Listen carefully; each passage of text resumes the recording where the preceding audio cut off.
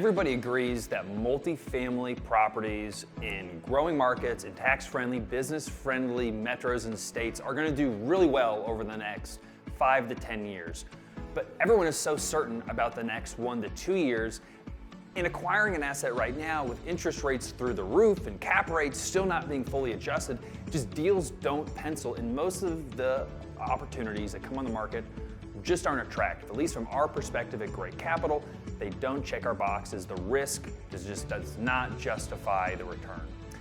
My name's Spencer Gray. I'm the president and CEO of Gray Capital, and I'm excited to announce that we have a new project under contract, Echo Park Apartments in Bloomington, Indiana, and it does check those boxes, and we're able to alleviate a lot of the concerns and risks that you would typically find on a multifamily transaction right now at the end of 22 and going into 2023.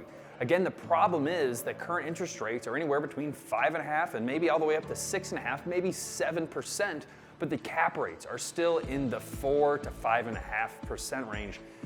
If you buy a property with a lower cap rate than your interest rate, you're using negative leverage and are speculating on future growth. Well, with a potential pending recession, speculating on growth over the next 1 to 2 years is a risky proposition that I'm just absolutely not comfortable with, and neither should you. Echo Park Apartments in Bloomington, Indiana. Again, it's the latest asset that's under contract at Gray Capital. It's going to be the 4th asset in the Gray Fund. So we're solving that problem of the low cap rates, high interest rates by assuming the in-place loan at only 3.4%. Again, that's compared to the 5.5% to 6.5% you would be paying on a brand new loan. But we also have 7 years of term left remaining, so plenty of time to weather any of the storm that we're going to see over the next 1 to 2 years.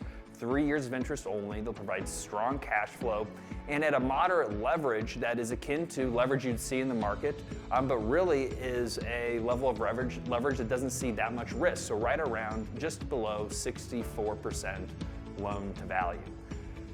Not only does the financing attractive, but the asset itself is really exciting. It's built in 2016. It's a high quality construction, A-class asset in a forest-like setting, literally nestled into the woods just south of downtown Bloomington, Indiana. If you're not familiar with Bloomington, Indiana, it's a mid-sized city in southern Indiana. It's about an hour's drive south of Indianapolis, home to Indiana University, but also a diversified economy of advanced manufacturing, several large medical device manufacturers. The federal government has quite a few facilities. The Navy has a major research center just south of Bloomington, providing not only that just steady meds and eds employment base from the university and the hospitals and the county seat, but also this interesting, again, the advanced manufacturing and other economic sectors that have allowed Bloomington to see incredibly low unemployment rate of under 2%, a couple hundred basis points below the national average, but also incredible tight occupancy in terms of apartments in the market. It's a university town, university city. Therefore, a lot of the capital that comes in is directed at student housing, not market rate apartment development. That has led to occupancy in Bloomington to be between 97 and 100% over the last year and a half. It's gotten so tight.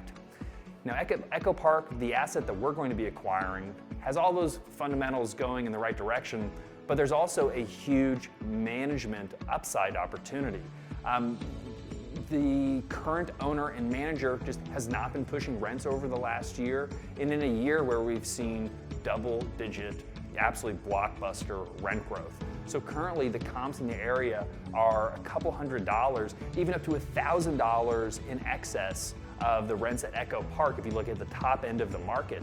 And it's not like Echo Park's a C-class asset and we're comparing it to the brand new Class A. We're comparing a 2016 Class A luxury product to just a 2022 Class A luxury product that may have a couple more bells and whistles, but they're pretty close, and certainly there's not a $1,000 value gap, so we know that we can narrow that spread, drive rents, and drive returns over the hold period.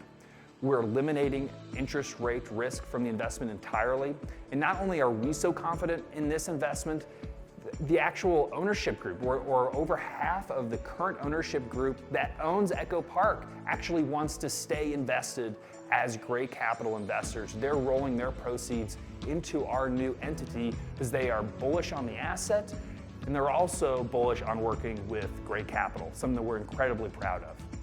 If you're interested in learning more about Echo Park, again, it's gonna be the fourth asset in the Gray Fund. Get in touch with us. You can go to gray.fund to get more information. You can email me, Spencer at graycapitalllc.com, or Blake Brony at blake@graycapitalllc.com. Check us out, schedule a meeting to learn more. We would love to partner with you if you're an accredited investor. Let's talk to you soon.